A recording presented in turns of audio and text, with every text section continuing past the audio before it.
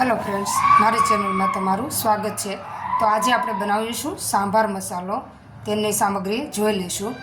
તો 2 મોટી ચમચી મેં તૂર દાળ લીધી છે, 2 ચમચી અડદની દાળ લીધી છે, 2 ચમચી ચોખા લીધા છે રેગ્યુલર તમે જે ઘરમાં અવેલેબલ હોય તે લઈ શકો છો, 2 ચમચી ચણાની દાળ લીધી છે અને 4 ચમચી ધાણા આખા લીધા છે, 2 ચમચી સૂકું ટોપરું લીધું છે, 1 ચમચી રાઈ લીધી છે, પછી સૂકા લીમડાના પાન લીધા છે, લગભગ આટલા લીધા છે, અડધી વાટકી જેટલા, 1 ચમચી મીઠું છે, 1 ચમચી મોટી જીરું છે આખું, પછી રેગ્યુલર આ મરચું થોડુંક તીખું છે, 1 ચમચી હિંગ છે, પછી મેથી છે 2 ચમચી અને કાળા મરી છે આખા 1 ચમચી અને 1 ચમચી હળદર છે અને આ સૂકા કાશ્મીરી મરચાં છે લગભગ 8 થી 10 છે। હવે આપણે આ બધા એક એક પછી ડ્રાય રોસ્ટ કરી લઈશું। હવે આપણે ગેસ ધીમો રાખ્યો છે અને નોનસ્ટિક પેન લીધું છે। પહેલાં સૌથી પહેલાં આપણે દાળો શેકી લઈશું। એને શેકાતા વાર લાગે એટલે અલગ અલગ બધી સામગ્રી શેકીશું અને સુગંધ આવે એટલું શેકવાનું છે, બહુ લાલ નહીં થવા દેવાનું અને સરસ એવું શેકી લઈશું।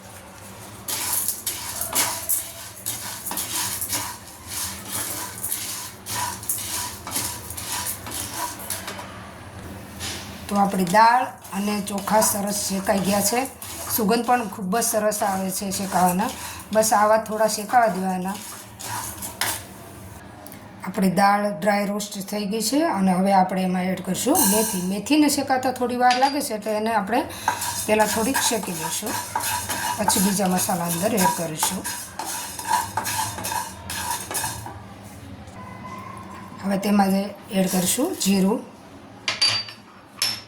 કાળા મરી, ધાણા આખા ધાણા છે, રાઈ છે, આ બધાને એકી સાથે ડ્રાય રોસ્ટ કરી લઈશું આપણે। સરસ સુગંધ આવે એવું જ શેકાવા દેવાનું છે, બહુ લાલ નથી થવા દેવાનું। આપણા ધાણાને શેકાઈ ગયું છે, ગેસની ફ્લેમ એકદમ સ્લો છે। હવે એને આપણે બાઉલમાં ટ્રાન્સફર કરી લઈશું। એ જ પેનમાં આપણે સૂકા મરચાં લીધા હતા એ ડ્રાય રોસ્ટ કરી લઈશું। થોડાક એને મોઇસ્ચર ઉડાડવા માટે આપણે શેકી લઈશું। મરચાં પણ આપણા શેકાઈને રેડી થઈ ગયા છે। હવે એ જ પેનમાં આપણે સૂકું ટોપરું થોડુંક શેકી લઈશું।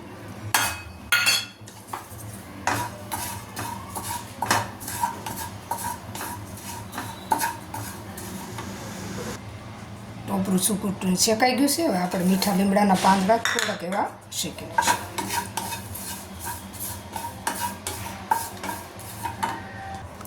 આપણા મસાલા દાળ ને બધું શેકાઈને સરસ રેડી થઈ ગયું છે। થોડી વાર આપણે એને ઠંડુ થવા દઈશું, પછી મિક્સી જારમાં એને પીસી લઈશું, પાવડર સરસ કરી લઈશું, મરચાંને ઠંડુ થવા દઈશું। આપણા મસાલા ઠંડા થઈ ગયા છે। હવે આપણે એક મિક્સી જાર લઈશું અને એમાં ગ્રાઇન્ડ કરી લઈશું। પહેલાં મરચાં એડ કરીને પીસી લઈશું। આપણા મરચાં પીસાઈને રેડી થઈ ગયા છે।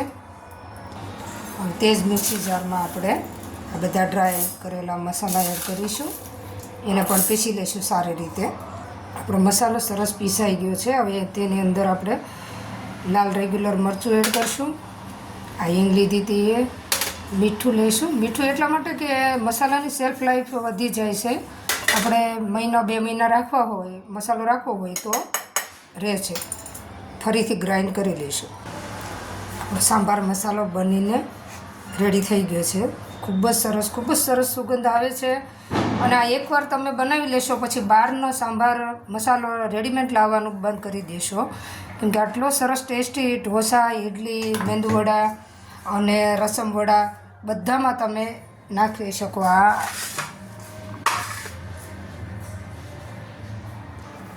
એક એર ટાઈટ આપણે જાર લઈશું, આમાં એ લઈ લઈશું અને આને તમે મહિનો કે 2 મહિના પણ સ્ટોર કરી શકો છો, કંઈ જ થતું નથી અને ફ્રીજમાં મૂકી દેવાનું। આપણો સાંભાર મસાલો એક એર ટાઈટ જારમાં લઈ લીધો છે।